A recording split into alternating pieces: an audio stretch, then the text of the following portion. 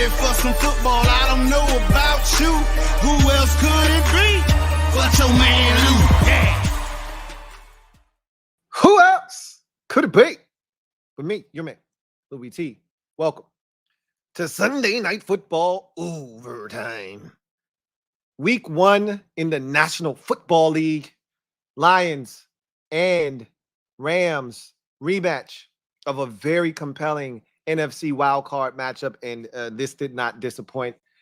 Overtime victory for the Detroit Lions tonight, 26. I don't think they kicked the extra point. 26 to 20 in overtime. Big win. So not 27, 26 in overtime as Montgomery gets in the end zone. He was dominant in the overtime period. He really was the workhorse that got them down the field into the end zone.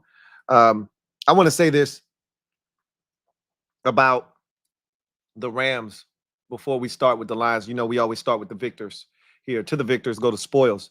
First of all, what an excellent football game this was. But I don't think there's a more resourceful team in the NFL than the Los Angeles Rams. And I say that because Sean McVay does a tremendous job of getting the most out of what he has. I don't think anybody would ever confuse the Los Angeles Rams as the most complete nor talented team in the NFL.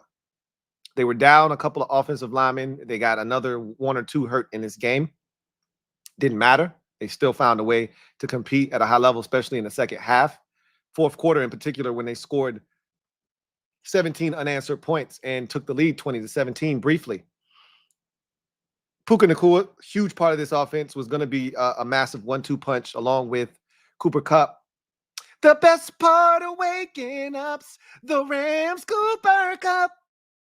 Good to see him back fully healthy, man. Last year was rough on him with all the injuries. And now Puka Nacua goes down. And we don't know the severity of that injury, but he was carted to the locker room at one point and did not return. And so the Rams, they find ways. Like, who thought the Rams would make the playoffs last year with no Cooper Kupp for much of the year and this rookie that a lot of people didn't know of in Puka Nacua, right? You look at what they did tonight. You got cast-offs like Williams, the former Minnesota product that was drafted by the Bucs and just hasn't panned out in the NFL. He had a nice night. What's my guy's name? I actually like him. Let me see what his name is. So you had Williams, Tyler Johnson. That's his name, Tyler Johnson, the University of Minnesota receiver that really just hasn't panned out in the NFL. And Demarcus Robinson of the Chiefs, you know, who has been really solid since leaving Kansas City, but never really had the same impact when he went to Baltimore and other places. He was solid tonight. And you just look at what guys were able to do. Obviously, Cooper Kupp, 14 catches, 110 yards. I mean, that's how you feature a number 1 wide receiver, right? But they just find ways. And, I mean, their tight ends, Colby Parkinson. I actually like Colby Parkinson a lot. But they just find ways. I admire their ability to just take whatever it is, whatever the cards they're dealt, they make the best of it. The Rams are the type of team that you deal a shit hand and they tell you, hey, I got a 2 and a possible. And then at the end of the game, they somehow got 3 books. And you look at their hand, yo, how in the hell did you get 3 books out of that? That's the Rams, right? This game had no business going to overtime. This felt a lot like the playoff game from last year. If you recall the playoff game last year, now it wasn't the carbon copy where Detroit couldn't be stopped. Remember, they scored on their first 3 possessions in that playoff game, and it looked like they were going to run the Rams out of that building. And then the Rams settled in the second half, and they scored, I think, 13 unanswered points, 10 or 13. The Lions did not score in the second half of that playoff game, if you recall. They clung to a 24-23 lead and had to get a first down at the end of the game to secure the victory.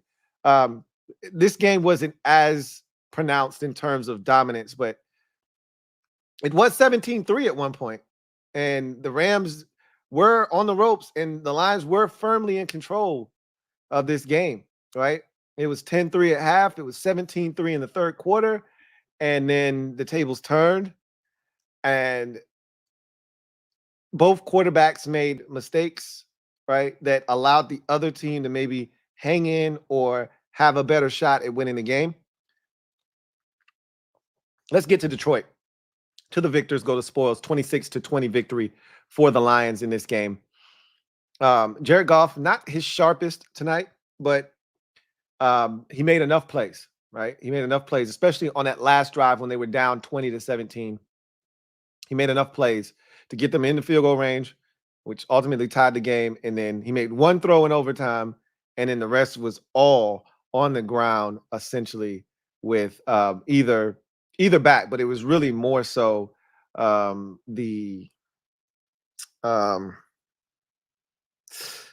my man name that came from the Bears a couple of years ago? I love him too as a back. David Montgomery. It was the David Montgomery show in the overtime. He just kind of took over the game. He would not be denied. Goff was solid. 18 of 28, 217, a touchdown and an interception. The pick was pretty costly because at that time of the game, they had the Rams in the danger zone. I think you're right around the 9-minute mark or so of the game. You're up 3, 20-17. Or excuse me, at that time, they were up. I want to say the score was 17-13 at that time. So a field goal would have put you up a touchdown. A touchdown would have put you up 11, and that would have probably been ball game, right? So that pick that he threw is a tough one to stomach, and he missed some throws tonight. The one on that last possession of regulation to Jahmyr Gibbs out of the backfield, that's a touchdown. Gibbs slipped too. But that ball wasn't close. Even if he kept his feet, I don't think he catches that football. That was a miss. But all in all, Goff gave him a shot tonight. Had a nice little scramble right before the pick. It's crazy. I was giving him some props about him using his wheels on that 3rd and 6 scramble for the first down, and then like the next play or the play after that, he throws a pick. But between him, it's a quiet night for Amon-Ra. What did he do tonight? He was very quiet because this was the Jameson Williams show. This was his breakout game. Amon-Ra, 3 catches, 13 yards. It was a very quiet night for him. But this was all about Jameson Williams. And I think as he continues to ascend and grow in this offense, they're going to become that much more dangerous because we know what Amon-Ra can do. We know what Sam Laporta can do. We just saw what Montgomery and Gibbs can provide you with. We know they're dynamic offensively. Now you add in a true deep threat, a true vertical threat that can stretch the football field. And it takes that offense, I think, to another level because if you think about the Lions offense last year, there weren't a lot of vertical shots. And a lot of times when they did take them, it was with Jameson Williams. Amon-Ra St. Brown is not a vertical threat. He's a intermediate guy that'll get you those explosive plays via the deep dig or the corner route. He's great run after catch. He's tough, does all the little things, but he's not a vertical threat.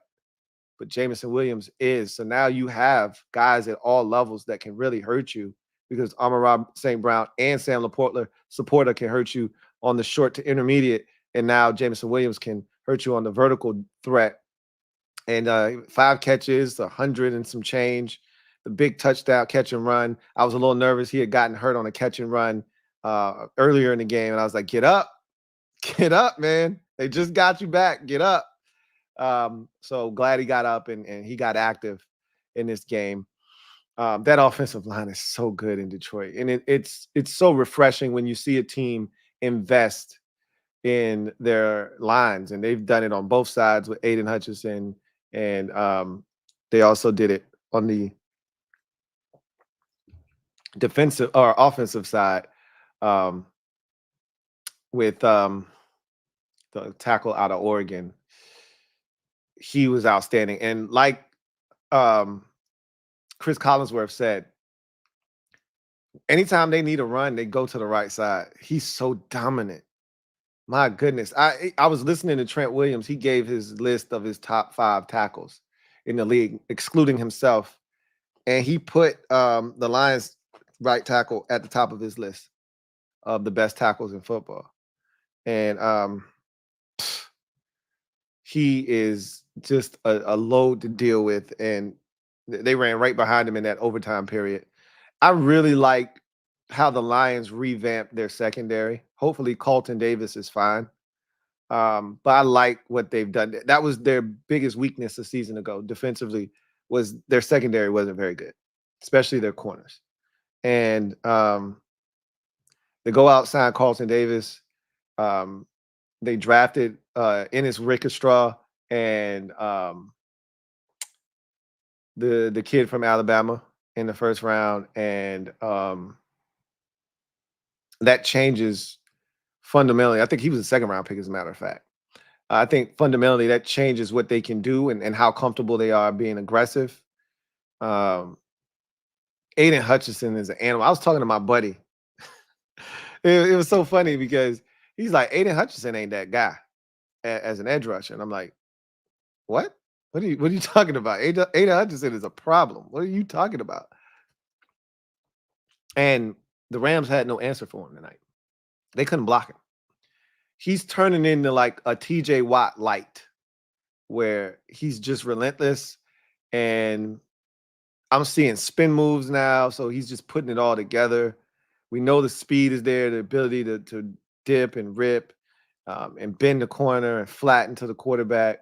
We saw it on that last play of regulation, but we saw the spin move on that crucial third down when the Rams were trying to run out the clock. And if they get that third down conversion, the game's not over, because the Rams did not manage the clock well late with that Kyron Williams run getting out of bounds. So they still had 2 timeouts and a 2-minute warning. So they still would have been able to get another stop defensively, get the ball back. It just wouldn't have been as much time, but as they ultimately had when, with the stop that they got. But that was a big play in the game.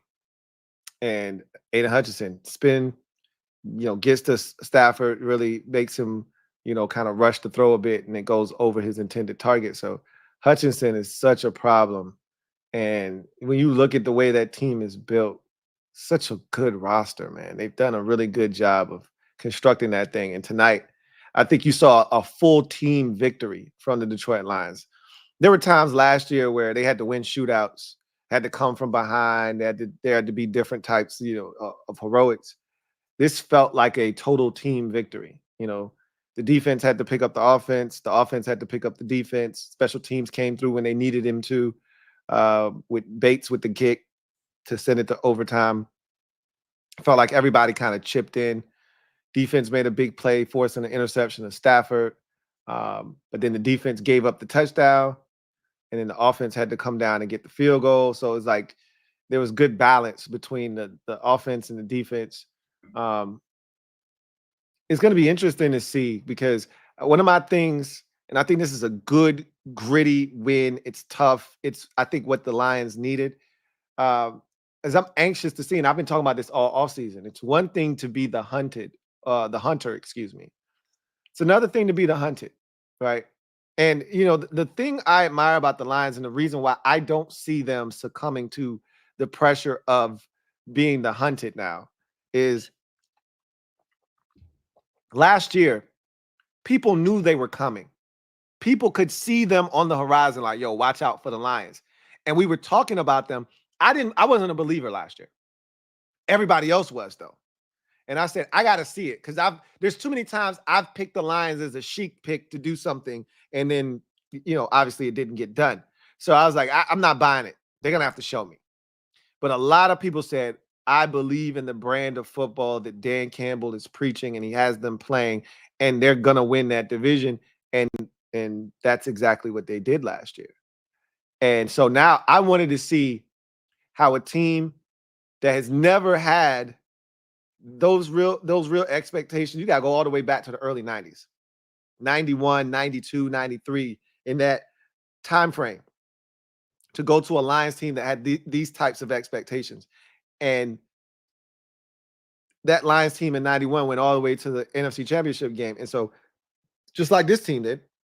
And so there were big expectations in 92 that weren't met, right? So the question is now, can they take the momentum that they built last year, knowing that teams are gunning for them? They're one of the best teams in the conference, not just in the NFC North. They're one of the best teams in the NFC. Knowing that everyone's out to get them, how are they going to respond? This was a great test at home. The Rams are a good football team. And as I just talked about with the Rams, they're well coached. And I don't know of many teams that get more out of less than the Rams do. And they were able to get it done at home. Stafford was fan-effing-tastic tonight. And they still won the game. That's a testament to this Lions team, that grit and toughness that they talk about, the tenacity that they play with. They are a representation of their head coach, Dan Campbell. And you saw it in overtime. They weren't going to let up. You know, the run game was working on that last possession. And so many coordinators in this league, they outsmart themselves, right? Oh, we're killing them on the ground. Now, this play action fake is really going to get them, right? And then you don't hit the play action fake, or you take a sack or something stupid happens. And instead of you sticking with the ground game and continuing to churn out yards and continuing to matriculate the ball down the field, now you find yourself in a 3rd and 6, and you got to have it. Instead of getting another 5 on 2nd and 6, and now it's 3rd and 1. Now, we know the Lions are going for it on 4th down if it came up to 4th and 1, right? Because that's who they are. So Dan Campbell, he didn't flinch. Once he saw Montgomery break off that first run in overtime, he's like, oh, yeah, we finna feed him. He going to take us home tonight. That's exactly what they did. Fed him all the way down the field, essentially. Jahmyr Gibbs may have had a carry or two in there to supplement him. But it was the David Montgomery show in overtime, essentially. That run off the right side behind Penei Sewell, where they got all the way down to the 1, to me, epitomizes who the Lions are. That run was stopped probably at the 5 or 6 yard line. And that offensive line literally, and Montgomery kept his feet churning, but that line literally pushed him from the 5 or 6 yard line all the way down to the 1. At that point, you knew the game was over. Barring some kind of catastrophe like a fumbled snap, center's quarterback exchange, the game was over. They weren't going to stop David Montgomery from getting in the end zone 1 yard out. And I just look at this Lions team and the way they're built and their mentality, and I just love that they don't back down from any challenge, and they're never going to try to be something that they're not, and they're always going to be who they are. And I love that even they stayed true to who they were in the NFC Championship game, and a lot of people gave them grief about going for it on 4th down. They should have took the points.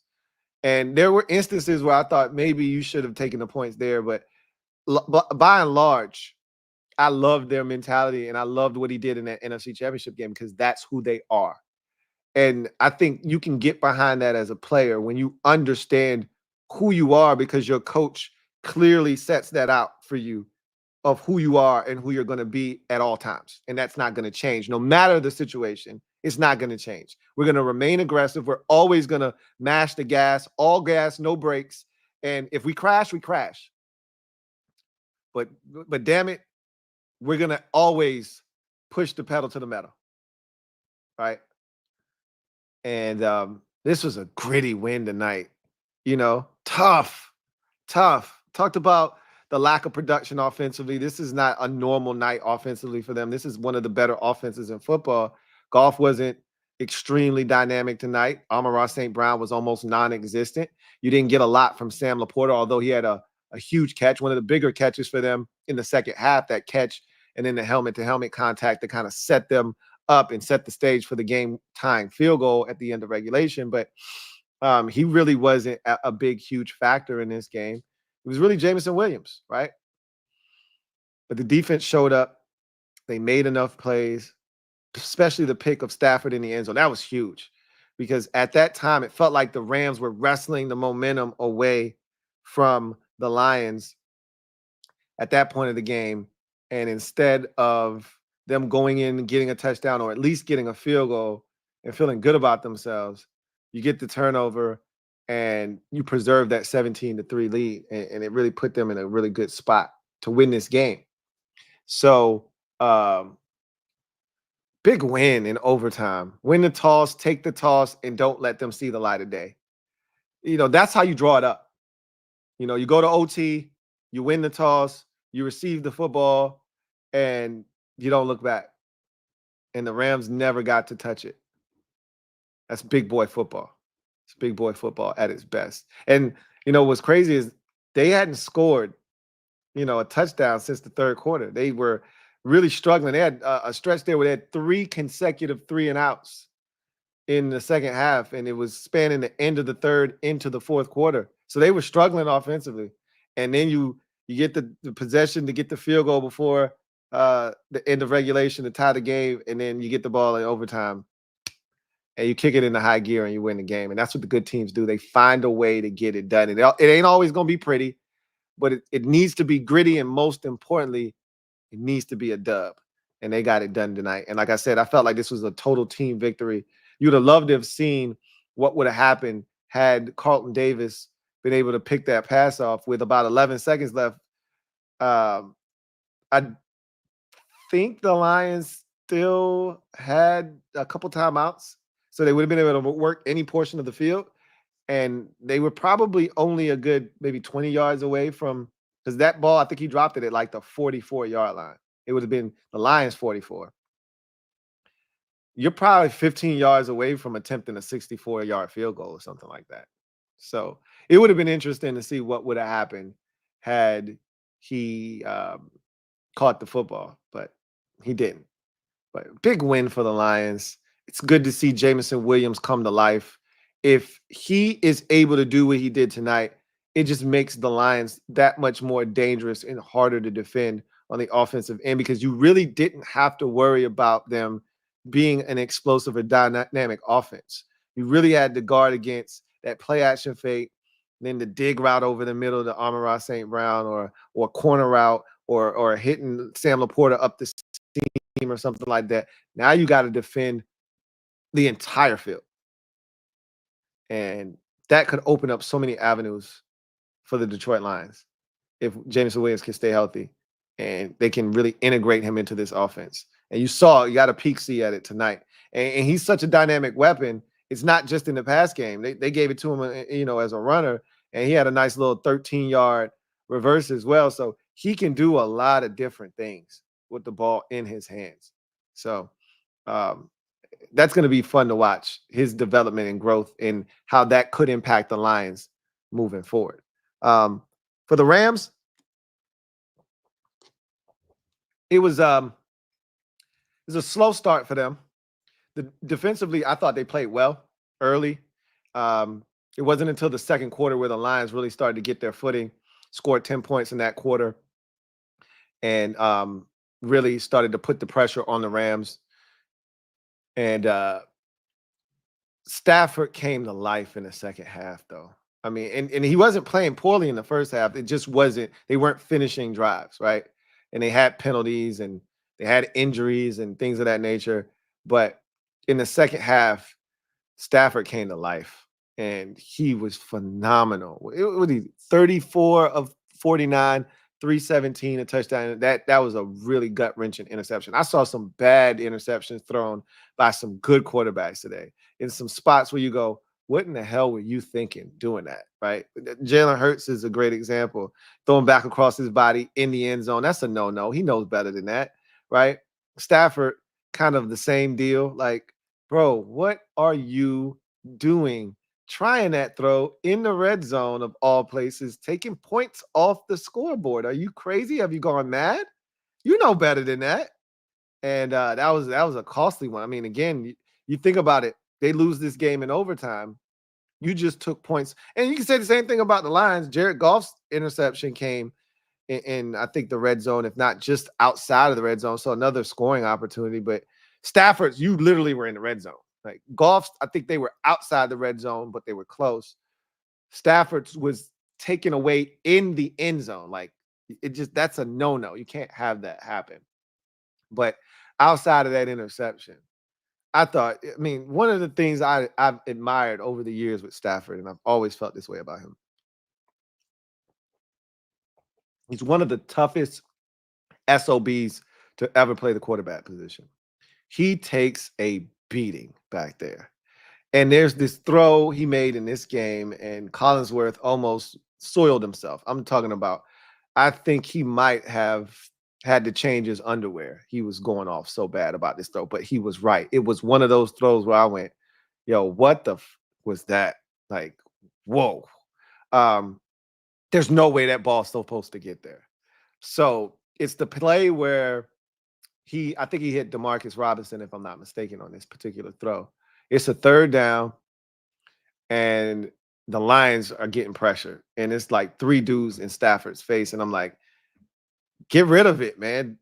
And he's looking to his right, but he does that Stafford shit where he throws it to his left, but he's looking right. And as he's getting hit, it felt like he was just getting rid of it, because it didn't seem like he was throwing the football to a particular receiver. It just felt like he was throwing it to a spot, right? So I didn't think it was going to be completed. I just thought he was trying to get rid of it. He was under heavy duress. Like he didn't even have a chance to step into the throw. It was so bad.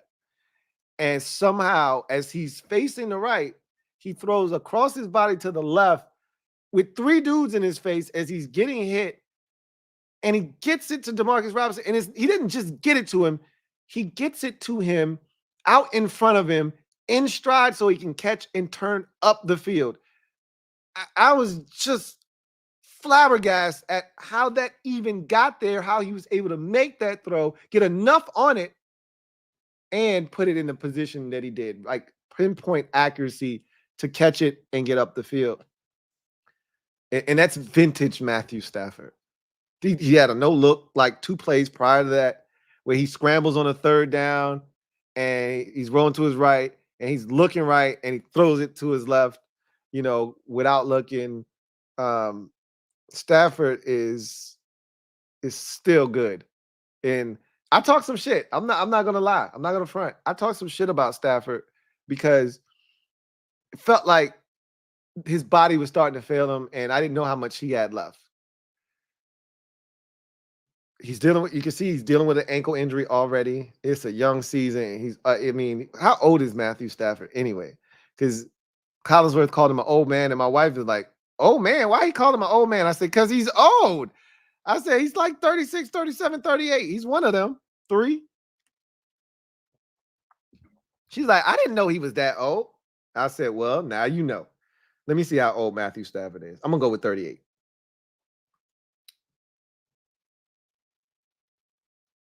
Matthew Stafford is 36. I should have stuck with my gut. I said 36 to my wife. Then I said 36, 37, 38. And then as I was just thinking about it, I was like, oh, 9. That's a long time. I'm going to put 38 on him. He's 36 years old, but he probably got the body of a 44-year-old as much as he's been beat up throughout his career. And he's already dealing with an ankle this year, and the season just started. So seems like he's always dealing with something. But when he's on, he gives the Rams a chance. And I don't know how good the Rams are going to be this year. No Aaron Donald is interesting. It's weird. It's weird seeing certain teams without certain players. That's one of them. No Aaron Donald.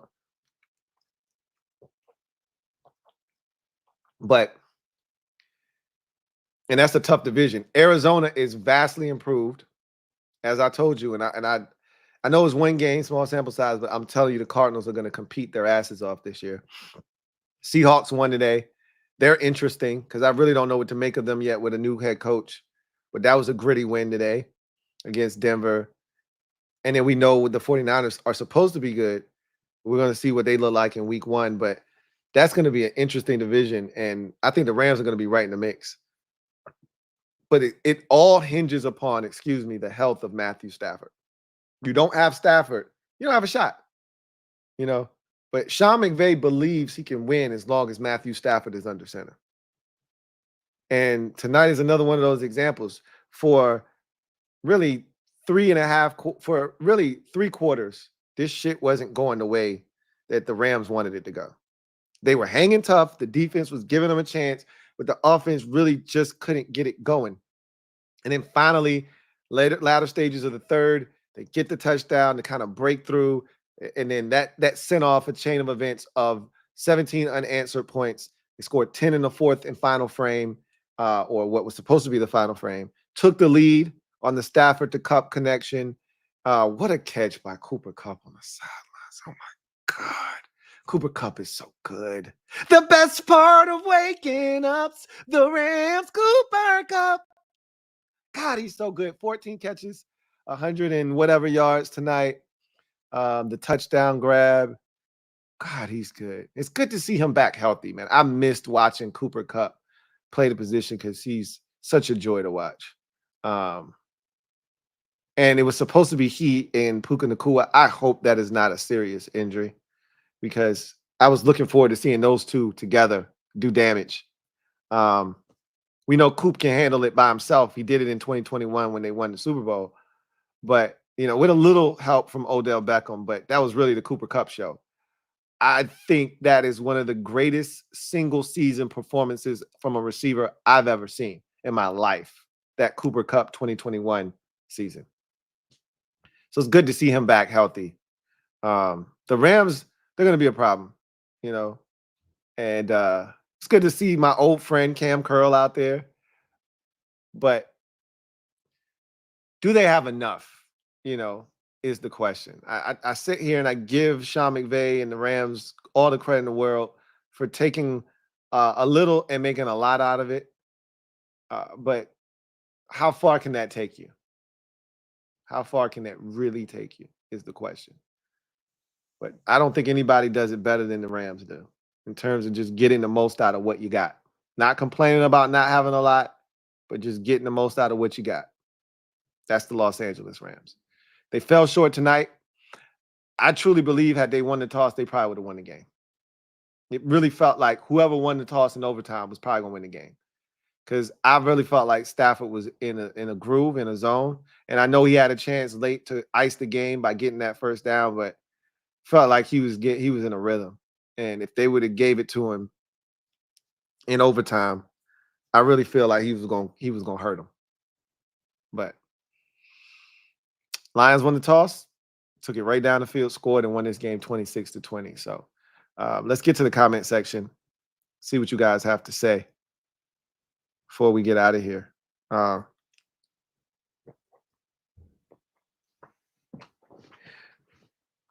And let me ask you this question in your mind's eye. Are these two playoff teams that we watch tonight? I think most people feel like the Lions are a playoff team and one of the best teams in the NFC. Are the Rams a playoff team or not? Let me know in the comment section.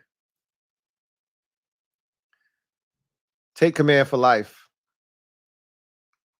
Thank you for the super chat. Greatly appreciate you. Who writes, can't believe I already lost the Soul Survivor. You, me, and about 30 other people can say the same thing. And I did not feel comfortable picking Cincinnati. I really, truly didn't. I really did not feel comfortable picking them. And I did it anyway because I'm like, New England's going to suck. Even if Cincinnati doesn't play their A game or their B game, their C game should be enough to beat Cincinnati, the Patriots. And if you watch the game, I watched the entire game start to finish. Everything that could go wrong did go wrong, and it still took all of that to get them to win. But they won, right? And the part that was the most sickening was they couldn't stop the run. It's not like Joe Burrow was horrible in this game. They just weren't consistent offensively. Everything was short and underneath. They got no explosive plays. But the thing that pissed me off was they couldn't stop Ramondre Stevenson. He kicked their ass. They had a drive in the first half that was like 10 minutes when they scored their first touchdown. They mucked up the game, and Cincinnati allowed them to muck up the game by running the ball, eating up the clock. And then at the end, when they needed to stop, first of all, I thought that their head coach, and technically by the book, he did the right thing. But I thought Zach Taylor bitched up at the end of that game because it's 4th and 5. You're deep in your own territory. I get it. If you don't get this, the game's over. You're down 16-10. You don't get this, they're already in field goal range. And all they got to do is make a chip shot field goal and you lose. But I'm applying pressure at that point. It's 4th and 5. I need to get this drive going. It's 2 minutes and some change left. I got all 3 of my timeouts, so I get why they punted the football. But you couldn't stop the run all day long. So what changes now? Because the game's on the line all of a sudden, you're going to stop the run now? He was kicking your ass the entire game. You couldn't stop Ramondre Stevenson. So they punt the ball away, and he rammed that shit down their goddamn throat. And I just sat there, and I think I might have vomited in my mouth watching that shit. And my wife was like, I know you're not about to be out of this survivor pool this quick. And I was like, yeah, this shit is over, man. And she just looked at me with this look of disgust like, I can't believe you're done in week 1 again. This is the second time in 3 years I was out of the survivor pool in week 1.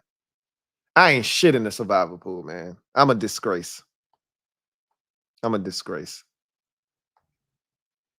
Jensen Richards, thank you for the super chat. Greatly appreciate you. Jensen Richards, right. Sun God had a quiet game. Lions have weapons, though. Yeah, he had a very quiet game, but that goes to show you that they do have weapons, that he could have the performance that he had, which was awfully quiet, and still put up 26 points, and still have a receiver go over 100 yards, and still have guys like Montgomery out of the backfield, Gibbs out of the backfield, the tight end, Sam Laporta, and still have weapons, other guys that can contribute. And you're fine, right?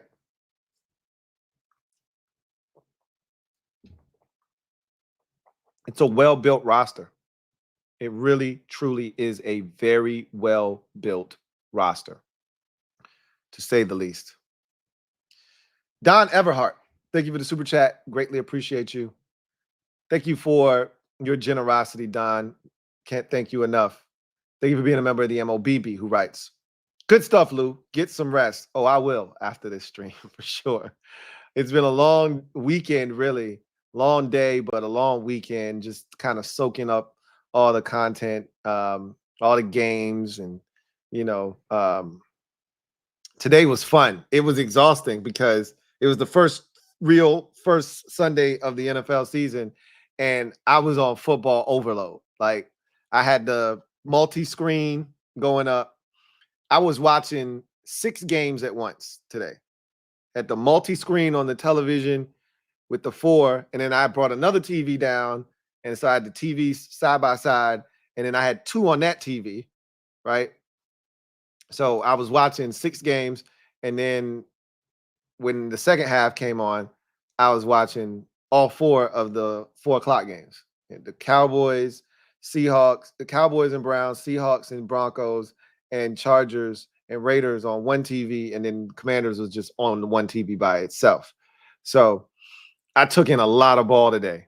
Pause. A lot of football today. And I loved every second of it. It felt good to be back.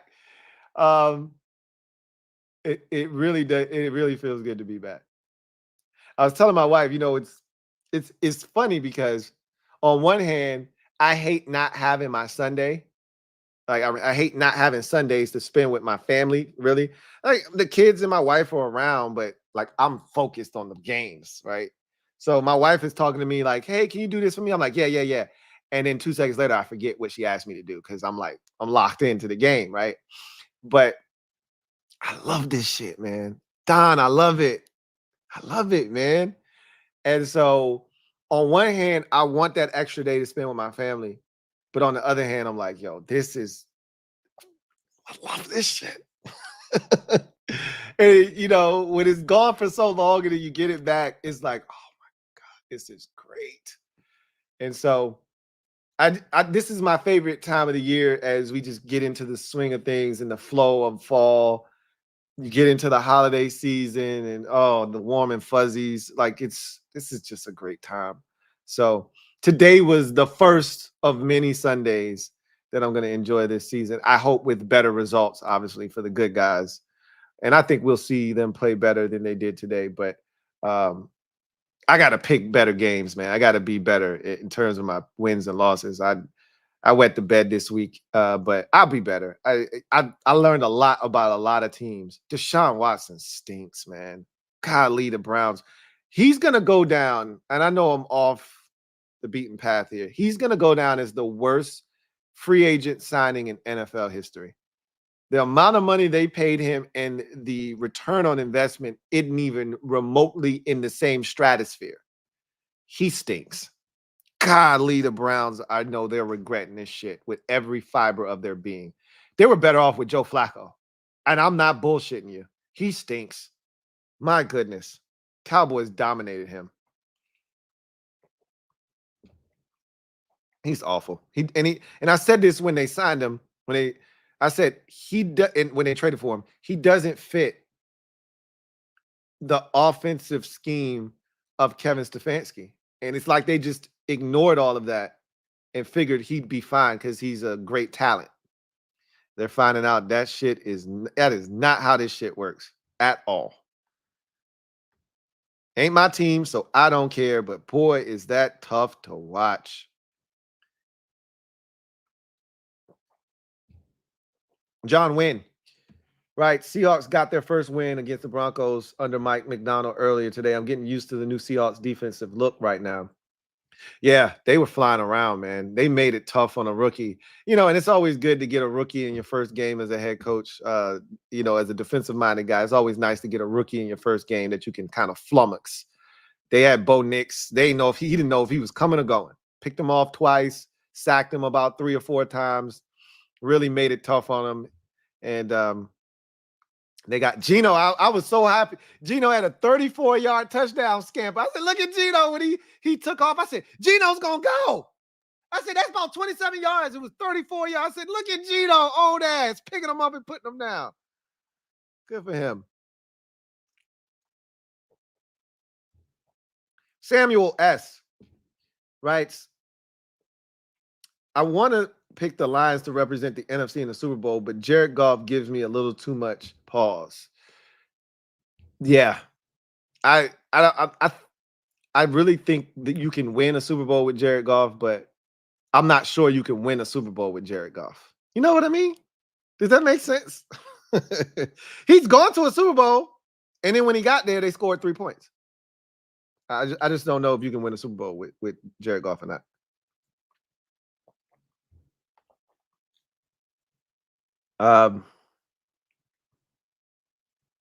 HTTR Carson writes, Daniel Jones will be the scapegoat in New York this year, and they will retain Daboll, who is a clown. I'm okay with him staying out. Look, I don't know. First of all, until Brian Daboll gets his quarterback or they get him a quarterback, I think he's going to be safe. So I think you're right. I think you're not wrong. I don't think Daboll is a clown. I don't love his methodology of how he goes about doing things. I think he's an asshole, which is fine. A lot of coaches are assholes. I don't prefer my coach to be an asshole, though. He's an asshole. And he knows he's an asshole, and he'll tell you he's an asshole. If you watch Hard Knocks, he pretty much said, I'm an asshole. So I think that they're not going to move on from him until he gets a quarterback. And so that could be 2 more years. Like, you could get a rookie, and you don't expect a rookie to come in and turn things around immediately. So Daboll signed a 5-year deal is my guess, and my guess is he'll get 5 years because this is year 3. You draft a rookie next year, and then he's probably going to be, marginal at best in his rookie season. And in that 5th year, which will be the last year of Daboll's contract, and I don't think they're going to extend him before then, you say, all right, let's see what you got. And if it ain't good enough, we just won't renew your contract and we'll look for another coach, right? It's not a great position to be in because if you let Daboll be in the, conversation and a part of the decision-making process as far as the quarterback is concerned, and then you move on from him, you're putting the onus on the young quarterback to adjust to somebody else coming in. It's not a great situation. But again, that's not my team. That's not my problem.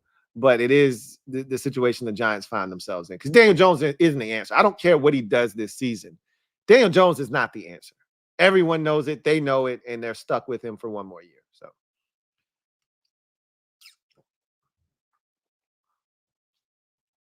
Kevin, the PRF, writes, I'm going to need LTN Soul Survivor in merch shop. So decades from now, I can sit in the front row of Joe Burrow's Hall of Fame ceremony and yell, ha, ha, you never won a Super Bowl. Hashtag salty.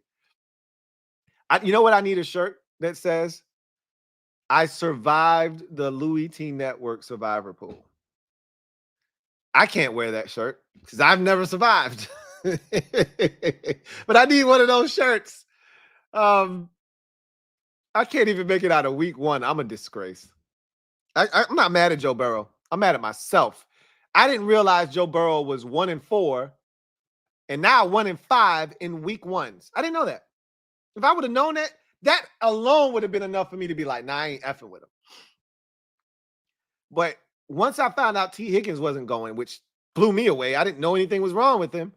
If I would have known that, I would have never picked them. But if and buts were candy and nuts, oh, what a wonderful world it would be. I'm a sucker. I got what I deserve. And so now I turn my full attention to winners and losers. Boy, I feel like a dumbass. A complete and utter dumbass.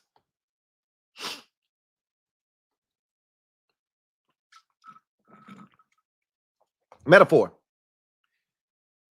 But you see that both teams that are good feed their number 1 wide receiver all day.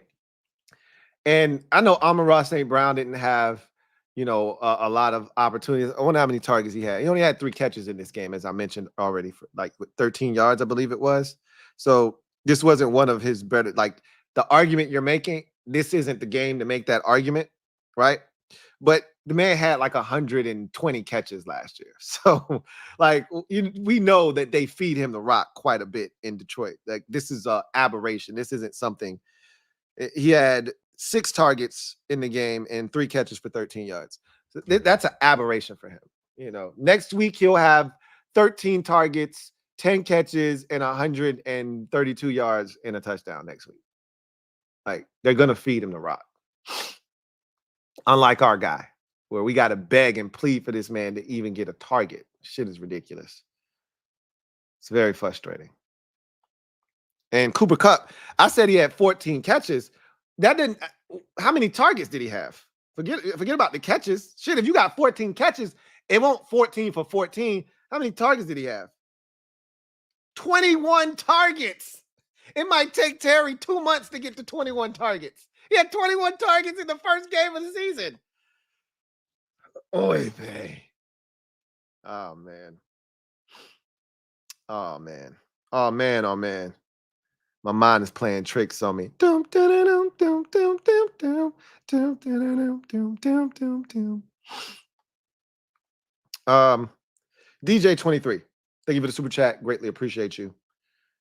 Or DJ23 says, I hate the violence, but we need to smack Ron upside his head for picking Forbes over Gonzo.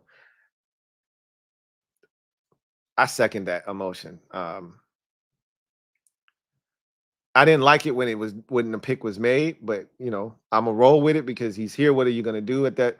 But it was a bad pick in the moment, and it's even worse now because the kid is overmatched. Excuse me, he's overmatched in the NFL. And I don't think he gets it. He seems like the type of person that, and I haven't seen, I don't know, I don't get a vibe or a sense from him that he's got a bad apple type of dude, like he's got a bad attitude or anything like that. But he seems like the type of person that it's not his fault. And I can't say that. I don't know that. Nothing he's done has shown me that he blames others for his shortcomings.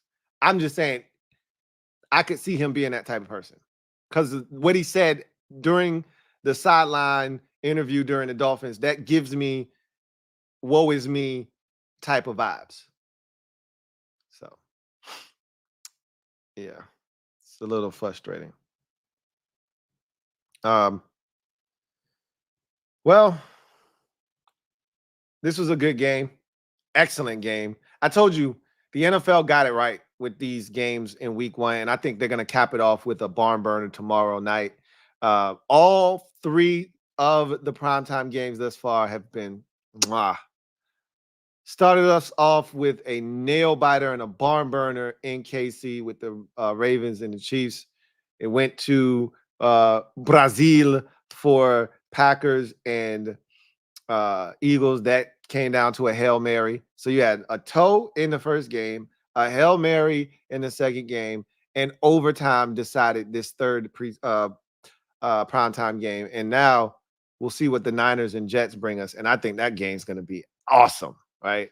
So NFL got it right in kickoff weekend with the matchups. And this one did not disappoint. And I asked you guys, do you think we watched two playoff teams tonight or just one? It's kind of hard to tell what's going to become of the Rams. I'm going to just go out on a limb and say if Matthew Stafford is healthy, we watch 2 playoff teams tonight. That's a big if because Stafford, we know, might not make it to the finish line, right? But if he gets there and plays the bulk of the season, he's going to miss 1 or 2 games at some point. You know that. But if he can play 15 games this year, 14 games, I think the Rams are a playoff team.